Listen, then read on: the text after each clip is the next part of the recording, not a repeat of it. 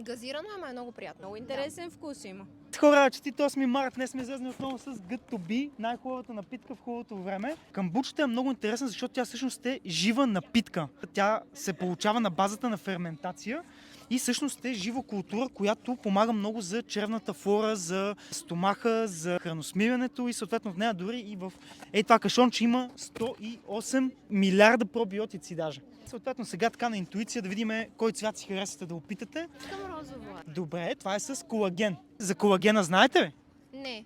Много е полезен. Особено за дамите се препоръчва. За вас кой цвят ви харесват, както гледате? Айде зеленото. Айде зеленичкото. Зеленото е с зелена ябълка.